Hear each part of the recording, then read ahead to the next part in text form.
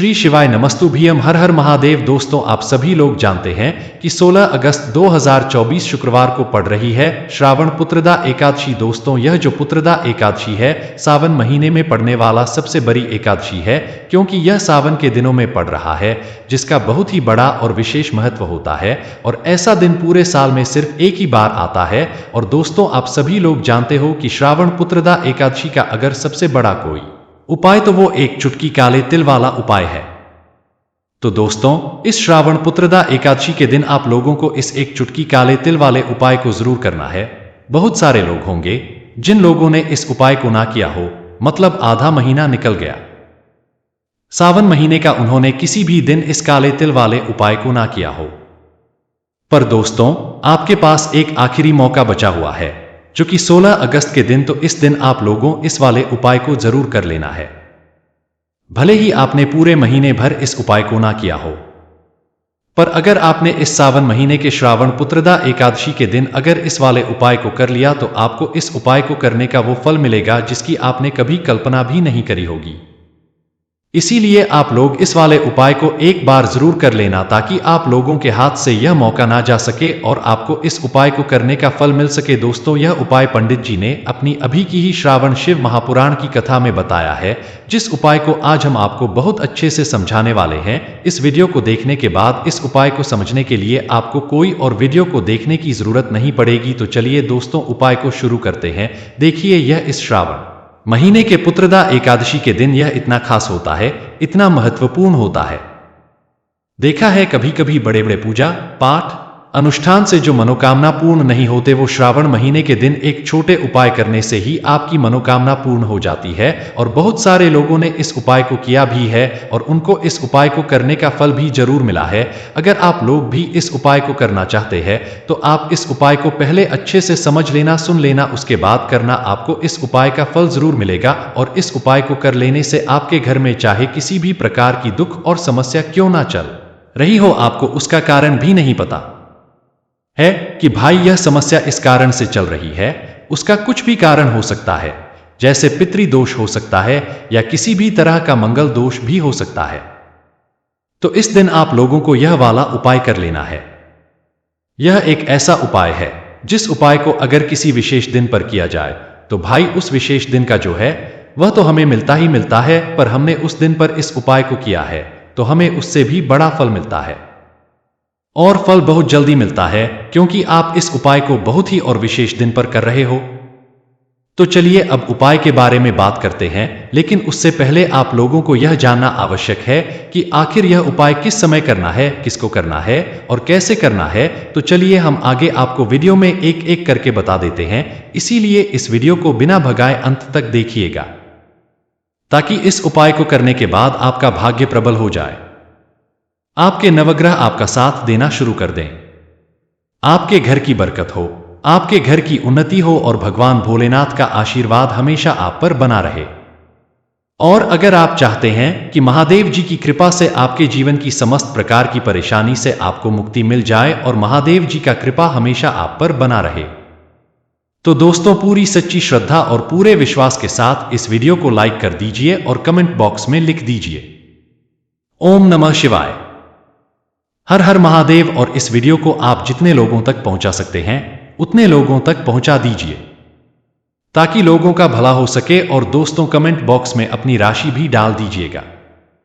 आपकी राशि के अनुसार कोई भी ऐसा उपाय होगा जो करके आप लाभ पा सकते हैं सावन के महीने में, वह आकर हम आपके कमेंट के रिप्लाई में बता देंगे। लेकिन आपसे निवेदन था, वीडियो लाइक करना मत भूलिएगा। और अगर आप लोग हमारे चैनल पर नए हैं, तो हमारे चैनल सनातन धर्म का संसार को सब्सक्राइब कर लेना और इस वीडियो को लाइक करके कमेंट बॉक्स में श्री शिवाय नमस्तुभ्यम ओम नमः शिवाय जरूर लिख दीजिएगा। तो दोस्तों, इस एक चुटकी काले तिल वाले उपाय को हमें इस श्रावण पुत्रदा एकादशी के दिन कैसे करना है, किसको करना है, किस समय करना है और कहां पर करना है, ये सारे सवालों के जवाब आपको इस वीडियो में मिल जाएंगे। और जो ये वीडियो देखेगा भाई, उसको काले तिल के दाने वाला उपाय जरूर करना चाहिए, क्योंकि इस दिन एक काले तिल का भी बहुत ही बड़ा और विशेष महत्व होता है। और जब बात आ जाए 11 काले तिल की, तो ये सोने पे सुहागा वाली बात हो जाती है। और ये एक बहुत ही बड़ा उपाय हो जाता है इस श्रावण महीने के पुत्रदा एकादशी का। तो अब दोस्तों, इस एक चुटकी काले तिल वाले उपाय को आखिर करना किसको है, सबसे पहले हम लोग वो बात जान लेते हैं। तो देखो, घर की जो बड़ी माताएं बहनें होती हैं, उन माताओं बहनों में से कोई भी एक बड़ी माता बहन इस वाले उपाय को कर सकती है। और दोस्तों, अगर आप चाहें तो अपने घर में से सभी सदस्यों को भी इस उपाय को करवा सकते हैं।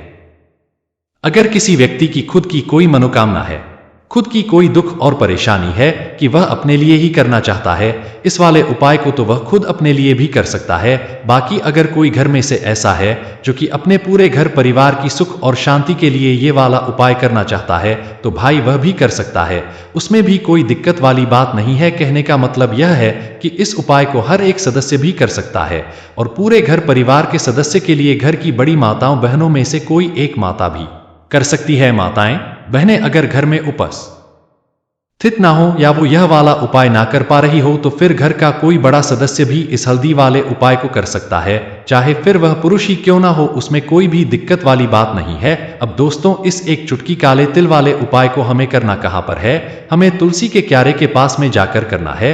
बहुत सारे लोग प्रश्न करते हैं, हर एक उपाय को करते समय क्या हम इस उपाय को घर पर या मंदिर में कर सकते हैं।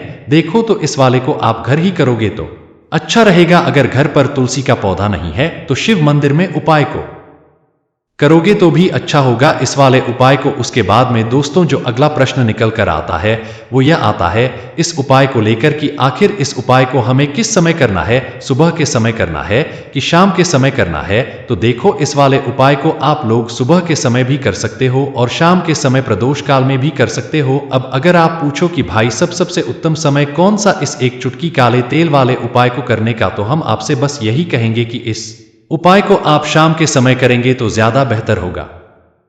बाकी अगर सुबह के समय भी करेंगे तो भी अच्छा होगा, उसमें कोई भी दिक्कत वाली बात नहीं है। तो अब दोस्तों, जो अगली सबसे बड़ी और महत्वपूर्ण बात आती है वो यह आती है कि सुबह अगर हम उपाय को करेंगे तो हमें कितने बजे से लेकर कितने बजे तक के बीच में करना है, और शाम के समय प्रदोष काल में करेंगे तो हमें कितने बजे से लेकर कितने बजे के बीच में करना है। तो देखो, सुबह जितनी जल्दी हो सके आप उपाय को करने की कोशिश करना। बाकी अगर किसी कारणवश लेट भी हो जाओ, थोड़ी देर भी हो जाए, तो 10 या 11 बजे तक भी आप उपाय कर लेना, पर 12 बजे से ज्यादा देरी ना हो, ठीक है, इस बात का ध्यान रखना।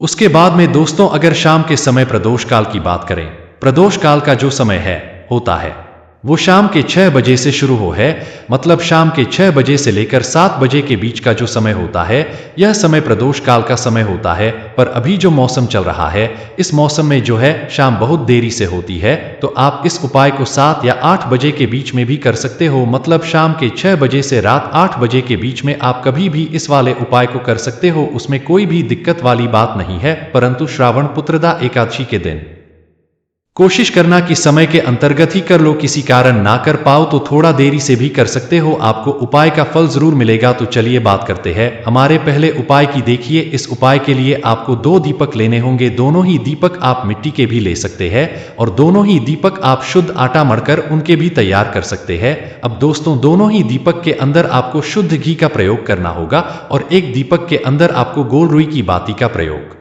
करना होगा, और एक दीपक आपको लंबी बाती का प्रयोग करना होगा। लंबी बाती वाले दीपक के अंदर आप मौली वाला जो धागा आता है कलावा का, उसकी बाती का प्रयोग भी आप लंबी बाती वाले दीपक के अंदर कर सकते हैं। देखिए, 2 दीपक वाला ये चमत्कारी उपाय केवल श्रावण पुत्रदा एकादशी की रात्रि में ही किया जाता है, इसीलिए आपको इस उपाय को बहुत ही ध्यान से समझना। इसी के साथ में आपको 1 चुटकी काले तिल के दाने लेना है, और इसी के साथ में आपको मात्र 1 चुटकी हल्दी भी लेनी होगी। अब दोस्तों, ये सभी सामग्री लेकर के आपको रात्रि के समय पहुंच जाना अपने घर में, जहां कहीं भी तुलसी जी का पौधा, तुलसी माता का निवास स्थान है वहां पर। देखिए दोस्तों, सबसे पहले तो आपके पास जो एक गोल बाती का दीपक, उसे आपको तुलसी जी के वहां पर प्रज्वलित करना है।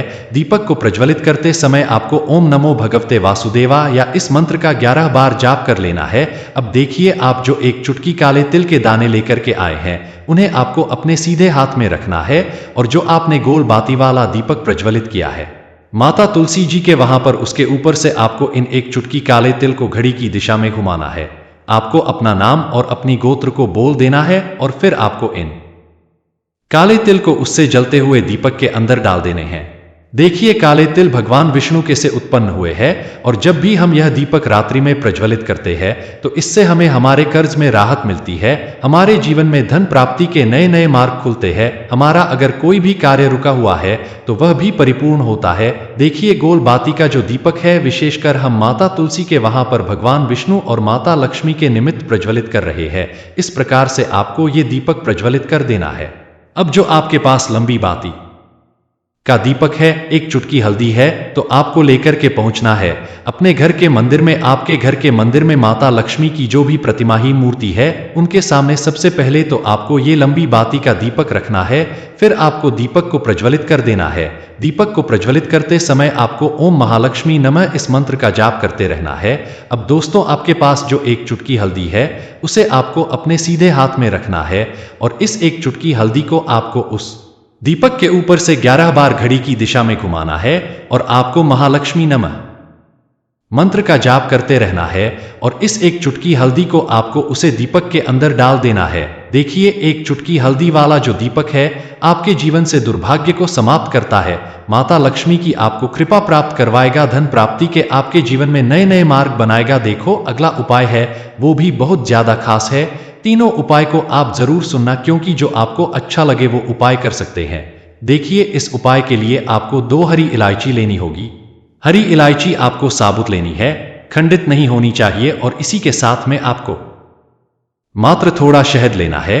शहद आपको मात्र आधा चम्मच या फिर उससे भी कम ले लेना है और इसी के साथ में आपको एक दीपक ले लेना है। दीपक आप चाहे तो मिट्टी का भी ले सकते हैं और आप चाहे तो शुद्ध आटा मढ़कर उसका दीपक भी आप तैयार कर सकते हैं।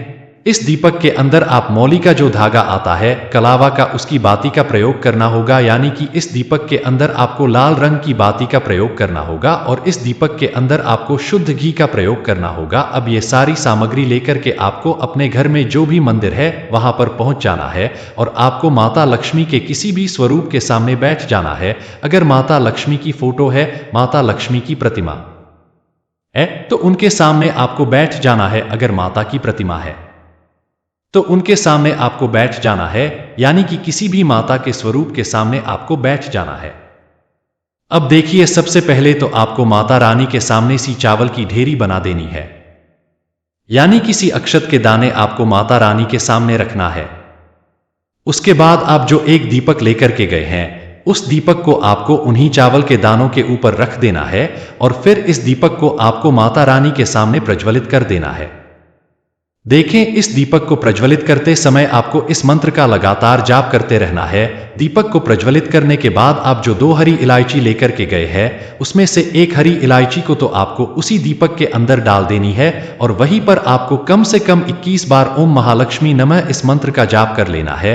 अब आपके पास जो शहद है और एक हरी इलायची है उसे सीधे आपको लेकर के पहुंच जाना है भगवान शिव के मंदिर में। पूज्य गुरुजी ने बताया कि यह उपाय आपको सिर्फ और सिर्फ शाम के समय ही करना होगा। शाम को जब भी सूर्यास्त का समय होता है तो उस समय आपको यह उपाय करना है। लेकिन सबसे पहले तो आपके पास जो एक हरी इलायची है उसे आपको उस शहद के अंदर अच्छे से डुबो देना है, यानी कि शहद का लेपन उसे हरी इलायची के ऊपर चारों तरफ आपको कर देना है।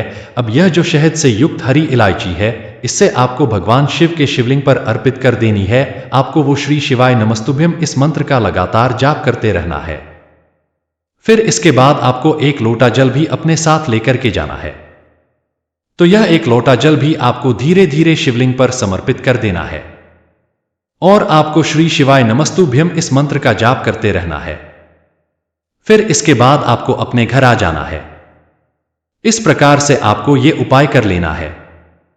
तो चलिए दोस्तों जान लेते हैं गुरुजी द्वारा बताए गए दूसरे उपाय के बारे में। देखिए इस उपाय के लिए आपको लेना है 11 चावल के दाने। गुरुजी ने कहा है चावल के दाने खंडित नहीं लेने हैं, बिल्कुल साबुत होने चाहिए। उसके साथ में आपको लेना है एक बेलपत्र। बेलपत्र का भी एक नियम है, अगर आपके पास बेलपत्र नहीं है तो आप शिवलिंग से उठाकर उसको पुनः शुद्ध जल से धोकर इस्तेमाल कर सकते हैं। इस प्रकार आपको बेलपत्र लेना है। इसके बाद आपको एक लोटा जल लेना है। अब ये सब सामग्री लेकर आपको जाना है महादेव के मंदिर में। देखो अब आपको उत्तर साइड में खड़े हो जाना है और सबसे पहले को एक बेलपत्र अपने हाथ पर और 11 चावल दाने रखकर शिवलिंग के ऊपर अपना नाम और गोत्र बोलते हुए समर्पित कर देना है और नमः शिवाय श्री शिवाय नमस्तुभ्यों का लगातार जाप करना है। अब आपको जो एक लोटा जल साथ में लेकर आए थे उसे धीरे धीरे बेलपत्र और चावल दाने के ठीक ऊपर आपको समर्पित करते जाना है और शिव पुराण के मूल मंत्र श्री शिवाय नमस्तु भयंकर का 11 बार जाप करना है और अपनी मनोकामना बोलते जाना। देखो, बस छोटा सा उपाय करना है, देखना एक दिन आपके सब काम बनने लग जाएंगे। गुरुजी का बहुत ही विशेष उपाय है। चलते हैं तीसरे उपाय की तरफ। देखिए, इस उपाय के लिए आपको एक तांबे के पात्र के अंदर सबसे पहले अपने घर से शुद्ध जल लेना है। फिर इसी के साथ में आपको मात्र थोड़ा सा शहद लेना होगा। शहद आपको आधा चम्मच या फिर उससे भी कम लेना है और इसी के साथ में आपको एक प्यारी सी बेलपत्र ले लेनी है। बेलपत्र आपको नहीं मिल पाती है तो भगवान शिव के शिवलिंग पर चढ़ी हुई बेलपत्रों को आप पुण्य शुद्ध जल से धोकर के उपयोग कर सकते हैं। और बेलपत्र जो है वह कहीं से भी कटी फटी खंडित नहीं होनी चाहिए। अब यह तीनों सामग्री लेकर के सीधे आपको पहुंच जाना होगा भगवान शिव के मंदिर में। यह उपाय सुबह से लेकर के शाम तक किसी भी समय कर सकते हैं। देखिए, सबसे पहले तो आपके पास जो शहद है उससे आपको अपने सीधे हाथ की चींटी उंगली के जो वाली उंगली होती है, अनामिका उंगली, उसमें थोड़ा सा शहद आपको लेना है और इससे फिर आपको शिवलिंग पर जहां माता सुंदरी का स्थान होता है वहां पर आपको ओम का निर्माण करना है। लेकिन जलाधारी के बिल्कुल बीच में जो स्थान होता है उससे माता अशोक सुंदरी का स्थान कहते हैं और इसी स्थान पर आपको शहद से का निर्माण करना है। अब दोस्तों, आपके पास जो एक बेलपत्र है उससे आपको अपने सीधे हाथ की हथेली पर रखना और महादेव से आपको अपनी वह विशेष मनोकामना, आपके जीवन में जो भी संकट चल रहे हैं, जो भी समस्याएं चल रही हैं, जो भी जीवन में दुर्भाग्य बना हुआ है, आप अपने किसी भी कार्य में सफल नहीं हो पा रहे हैं, तो जिस भी प्रकार की आपकी समस्या है उसे दूर करने के लिए आपको महादेव से प्रार्थना कर लेनी है। और फिर यह जो एक बेलपत्र है इससे आपको शिवलिंग पर माता अशोक सुंदरी वाले स्थान पर समर्पित कर देनी है। देखिए, जहां पर आपने ओम का निर्माण किया है उसी के ऊपर आपको ये बेलपत्र भी समर्पित कर देनी है। देखिए, बेलपत्र की चिकनी साइड का हिस्सा शिवलिंग से स्पर्श होगा और इसकी जो डंडी है वो आपको जलाधारी की ओर रखनी है। पत्ती वाला भाग शिवलिंग की तरफ रहेगा। इसी प्रकार से आपको यह बेलपत्र समर्पित कर देनी है। अब दोस्तों, आपके पास जो एक जल का पात्र है उसमें से थोड़ा सा जल तो आपको बेलपत्र की जो आगे वाली पत्ती उस पर आपको समर्पित करना है और आपको श्री शिवाय नमस्तु इस मंत्र का जाप कर लेना है। फिर उस पात्र के अंदर जो जल बचेगा उसे पूरा आपको भगवान शिव के शिवलिंग पर धीरे धीरे समर्पित करते जाना है और लगातार आपको शिव महापुराण के मूल मंत्र श्री शिवाय नमस्तुभ्यम इस मंत्र का जाप करते रहना है।